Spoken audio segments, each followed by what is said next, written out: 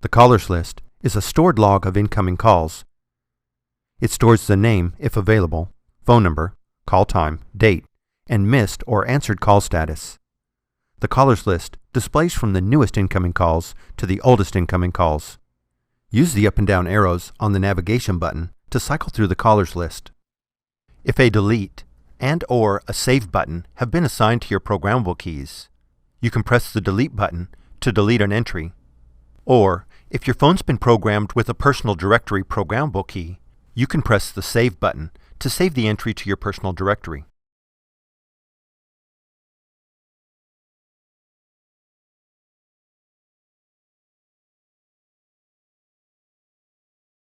You can dial the number by going off hook, pressing the line button, or by pressing the hands-free button.